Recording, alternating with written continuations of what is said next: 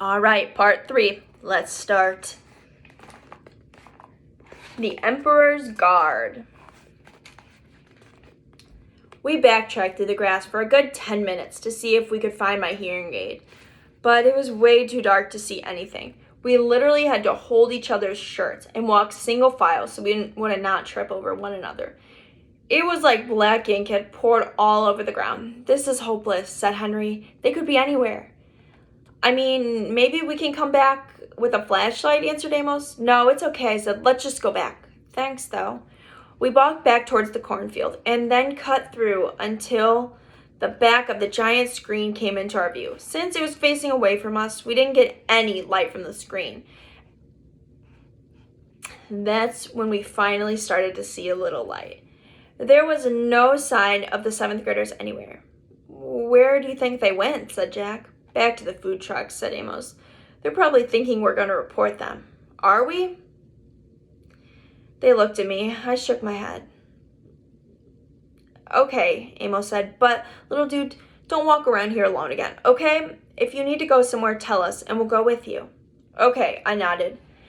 As we got a little close to the screen, I could hear, high on the hill, loudly, and I could smell cotton candy from one of the concession stands near the food trucks.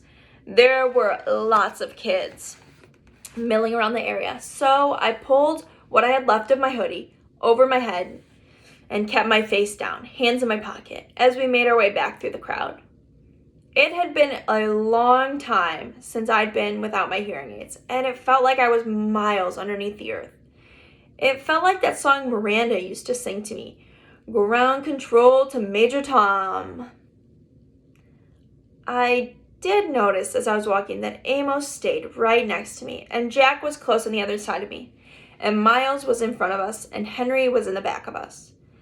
They were surrounding me as we walked through the crowds of kids, like I had my own Emperor's Guard. Sleep.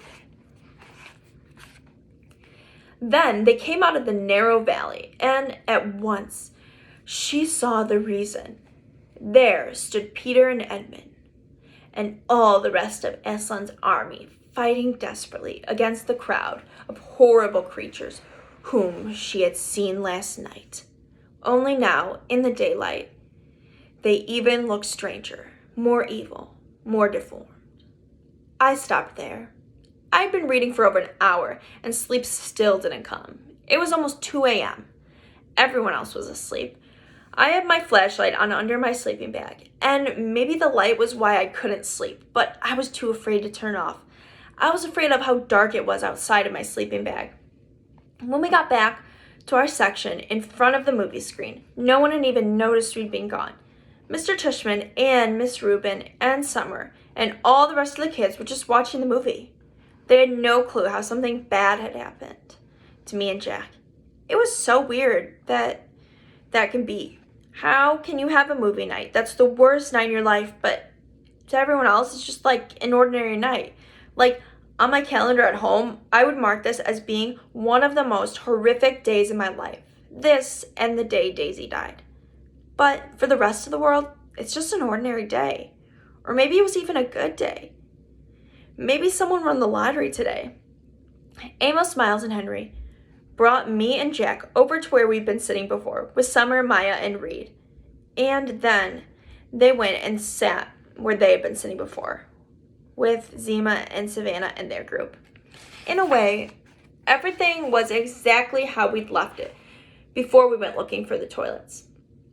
The sky was the same, the movie the same, everyone's face was the same, mine was the same, but something was different. Something had changed.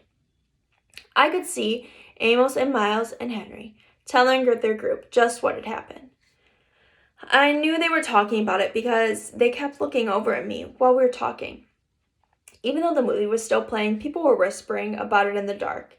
News spread fast. It was what everyone was talking about on the bus ride back to the cabins. All the girls, even the girls I didn't know very well, were asking me if I was okay. The boys were all talking about getting revenge on this group of 7th graders, trying to figure out what school they were from. I wasn't planning on telling the teachers about what had happened, but they found out anyway. Maybe it was the torn sweatshirt and the bloody elbow, or maybe it was just the teachers overhearing everything. When we got back to camp, Mr. Tushman took me to the first aid office, and while I was getting my elbow cleaned and bandaged by the camp nurse, Mr. Tushman and the camp director were in the next room talking with Amos and Jack and Miles and Henry, trying to get a description of these troublemakers. When he asked me about them a little later, I said I couldn't remember their faces at all, which wasn't true. It's their faces I kept seeing every time I closed my eyes when I slept. The look of total horror on the girls' faces when she first saw me. The way the kid with the flashlight, Eddie, looked at me as he talked about me, like he hated me, like a lamb to slaughter. I remember Dad saying that ages ago, but tonight I finally got what it meant. Aftermath. Mom was waiting for me in front of the school along with the other parents when the bus arrived. Mr. Tushman told me on the bus ride home that they had called my parents to tell them that there had been a situation the night before and that everyone was fine.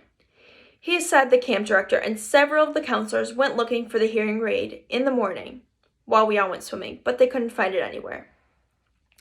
Forwood would reimburse us for the cost of the hearing aid, they said. They felt bad about what had happened. I wondered if Eddie had taken my hearing aid with him as a kind of souvenir, something to remember the whole thing. Mom gave me a tight hug when I got off the bus, but she didn't slam me with questions like I thought she might. Her hug felt good, and I didn't shake it off like some of the other kids do when hugging their parents. The bus driver started unloading our duffel bags, and I went to find mine while Mom talked to Mr. Tushman and Miss Rubin, who had walked over to her. As I rolled my bag towards her, a lot of kids who don't usually say anything to me were nodding hello or patting my back as I walked by them. "Ready?" Mom said as she saw me. She took my duffel bag, and I didn't even try and hold it. I was fine with her carrying it. If she had wanted to carry me on my shoulders, I would have been fine with that too, to be truthful. As we started to walk away, Mr. Tushman gave me a quick, tight hug, but didn't say anything. Home. Mom and I didn't talk much the whole walk home, and when we got to the front step, I automatically looked in the front bay of the window because I had forgot for a second that Daisy wasn't going to be there. Like always, she would be perched on the sofa with her paws on the windowsill, waiting for us to come home.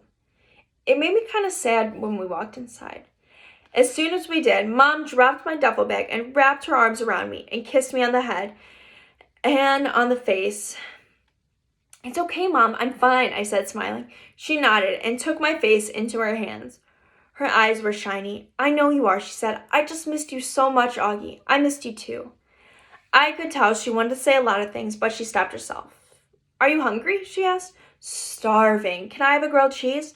"Of course," she answered, and immediately went to make the sandwich while I took off my jacket and sat down at the kitchen counter. "Where's Via?" I asked. "She's coming home with Dad today." "Boy, did she miss you too, Augie." "Yeah, she would have liked the nature reserve. You know what movie played? The Sound of Music." "You have to tell her that." "So, do you want to hear about the bad part or the good part first?" I asked after a few minutes, leaning my head on my hands. "Whatever you want to talk about," she answered. "Well, except for last night, I had an awesome time," I said. "I mean, it was just awesome. That's why I'm feeling so bummed. I feel like they ruined the whole trip for me." No, sweetie, don't let them do that. You were there for more than 48 hours, and that one awful part only lasted an hour." "I know," I nodded. "Did Mr. Tushman tell you about the hearing aid?"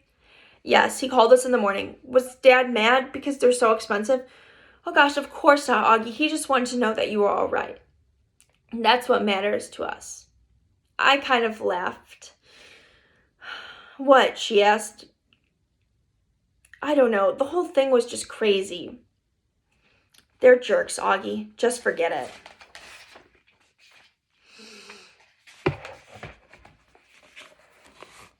Bear.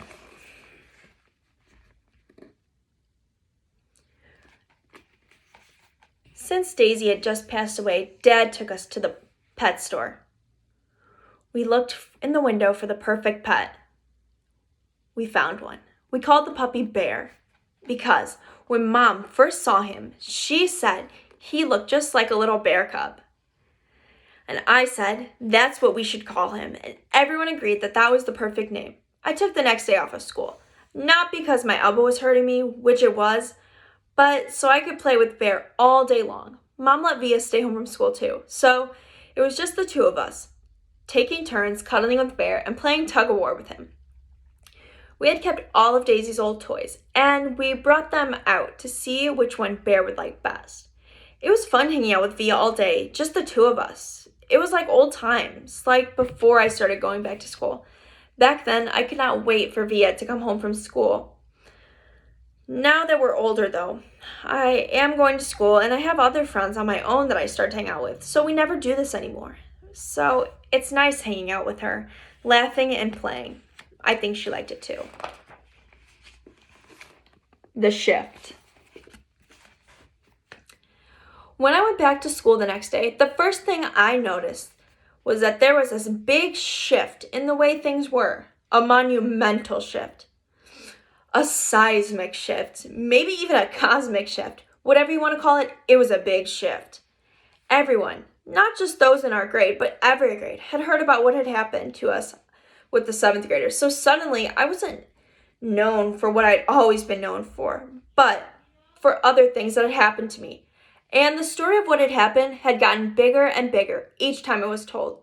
2 days later, the way the story was that Amos had gotten into a major fist fight with the kid, and Miles and Henry and Jack had thrown some punches at the guys too. And the escape across the field became this whole long adventure through a corn maze and into deep dark woods.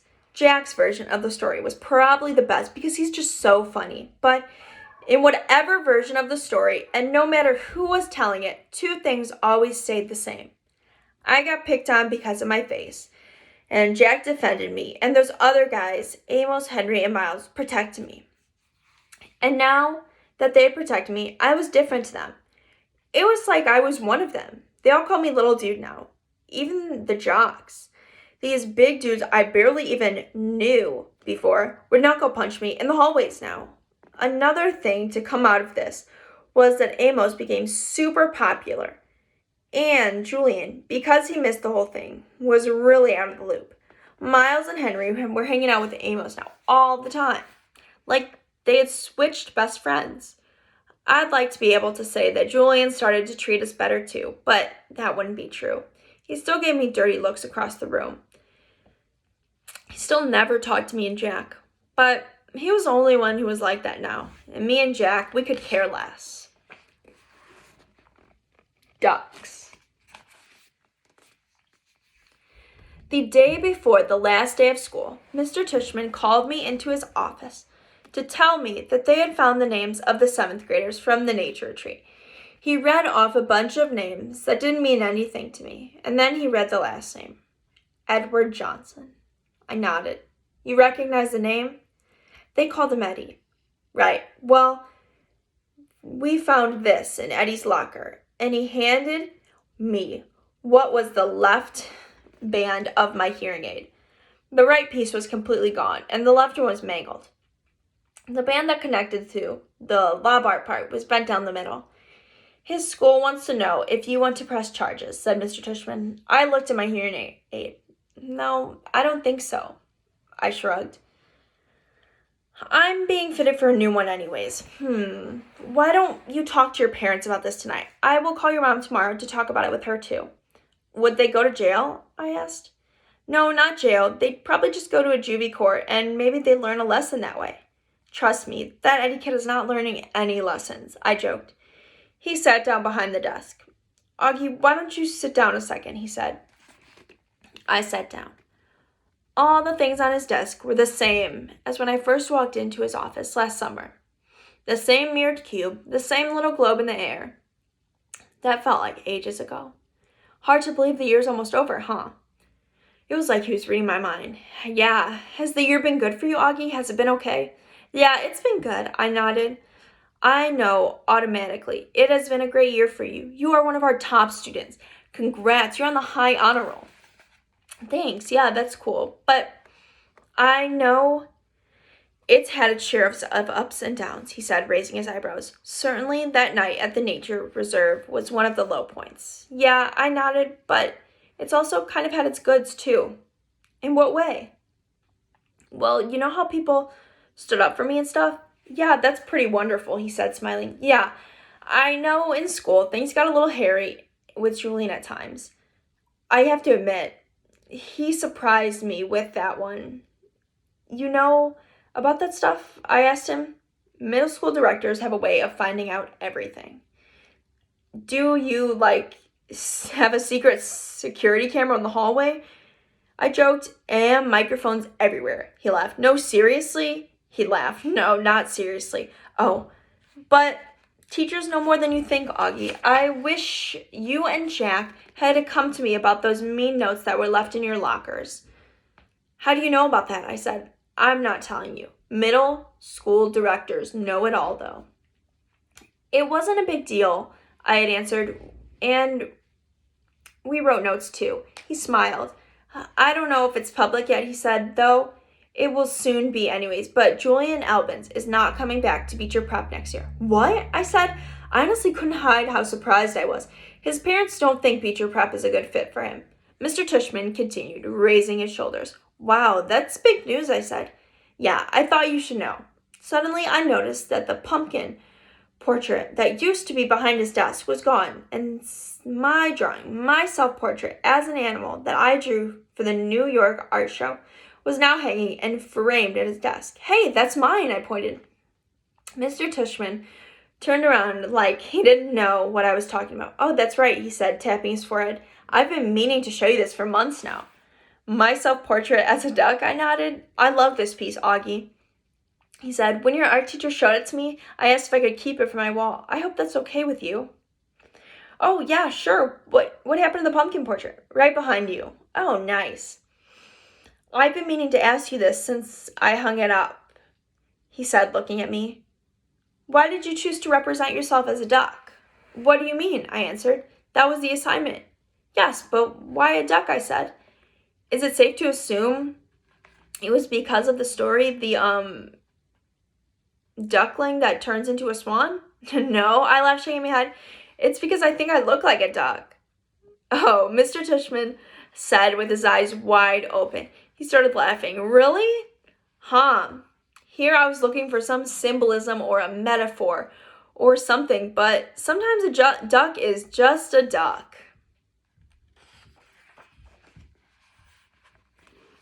The last precept. This was written on Mr.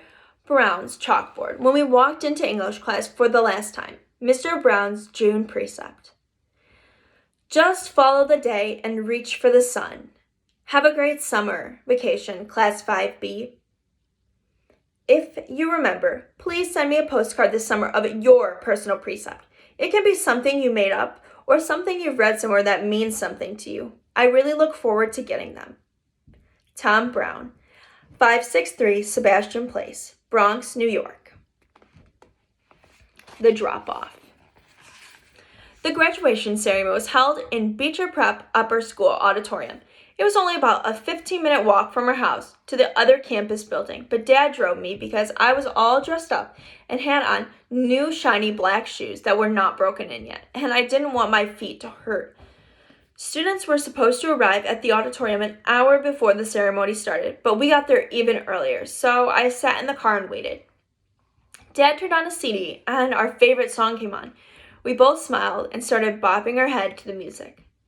Dad sang along.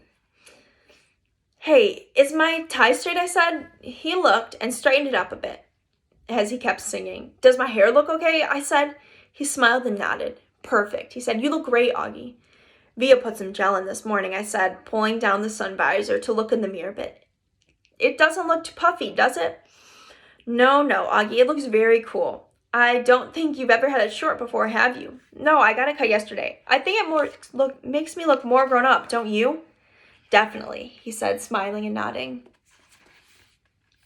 Look at you, Augie, he said, smiling from ear to ear. Look at you, looking so grown up and spiffy. I can't believe you're graduating from 5th grade. I know, it's pretty awesome, right? It feels like just yesterday that you started. I remember I still had Star Wars braid hanging from the back of my head.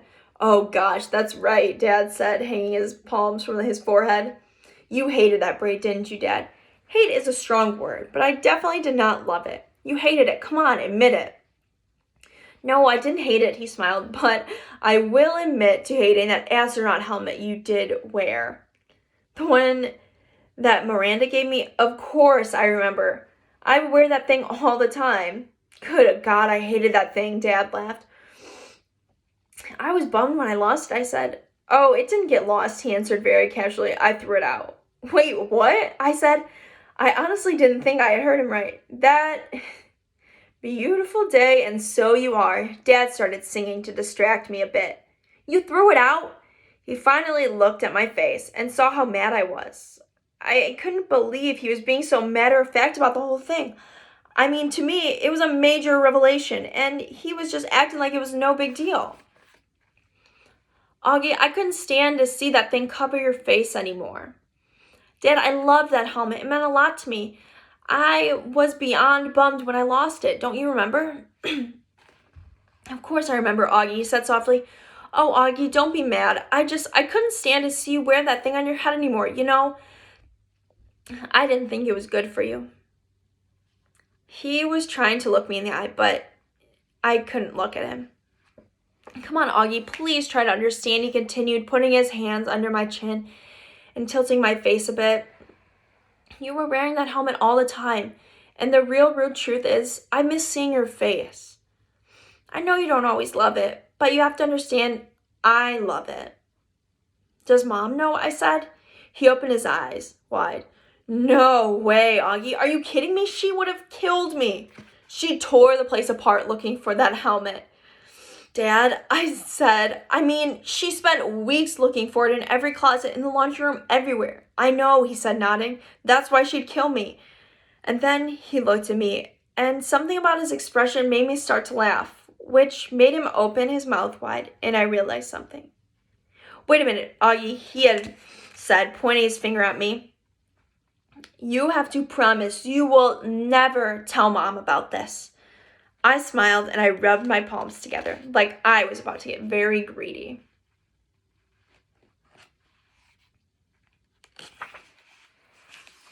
Take your seats, everyone. Jack and I walked right behind a couple of sixth graders into the building and then followed into the auditorium. Miss G was at the entrance, handing out programs and telling kids where to go. 5th grade, go down the aisle to the left, she said. 6th grade, go to the right. Everyone, come in, come in. Good morning. Go to your staging areas. 5th graders to the right, 6th graders to the left. The auditorium was huge inside. Big sparkly chandeliers, red velvet walls, rows and rows and rows of cushioned seats leading their way to the stage. We walked down the wide aisle and followed the signs to the 5th grade staging area, which was a big room to the left of the stage. Inside were 4 rows of folding chairs facing the front of the room, which Miss Rubin was standing, waving at us as we got into the room. Okay, kids, take your seats, she was saying. Don't forget to sit alphabetically. Come on, everyone, take a seat. Hey, guys, it was Summer. She looked over at us. She was wearing a light pink dress and I think a little bit of makeup. Wow, Summer, you look really awesome. Really? Thanks, Augie. Yeah, you do look really awesome, said Jack, kind of a matter of fact. And for the first time, I realized that maybe Jack had a crush on her. This is so exciting, isn't it? Said Summer. Yeah, kind of, I answered, nodding. Oh man, look at this program, said Jack, scratching his forehead. We're gonna be here all freaking day. I looked at my program. Headmaster opening remarks, Dr. Harold Jansen. Middle school director address, Mr. Lawrence Tushman. Light and Day, middle school choir. 5th grade student commencement address, Zima Chin. And so on and so on and so on. Ending with award presentations. Roll call of names. Why do you think that? I asked. Because Mr. Jansen's speeches go on forever and ever. My mom said she actually dozed off last year when he spoke, Summer added. What's the awards presentation? I asked. That's where they give medals to the biggest brainiacs, Jack answered, which would mean Charlotte and Zima will win everything in the 5th grade, like Charlotte has won everything in 4th grade and 3rd grade. Not in 2nd grade, I laughed. They didn't give awards in 2nd grade, but if they did, she would have. Maybe you'll win this year, I joked. Not unless someone is giving awards for mostly C's, he laughed. Everybody, take your seats, yelled Miss Rubin, getting louder and louder. We have a lot to get through, so please take your seats. Don't forget to sit in alphabetical order, A through G in the first row, H through N in the second row, O through Q, and so on and so on. Let's go, people. We should sit down, said Summer, walking towards the front section. You guys are definitely coming over to my house after this, right? I called after her. Definitely, she said, taking her seat next to Zima Chin. When did Summer get so hot? Jack murmured in my ear. Dude, shut up, I said, laughing as we headed towards the 3rd row. Seriously, when did that happen? He whispered, taking a seat next to mine. Mr. Will, Miss Rubin shouted. Last time I checked, W came between R and Z. Yes? Jack looked at her blankly. Dude, you're in the wrong row, I said. I am? And the fact that as he got up, which was a mixture of him being completely confused and looking as he just played a joke on someone, totally cracked me up. I'm going to make a part 4 this week because we are so close to the end and I'm excited to see how this book ends. So I'll see you at part 4.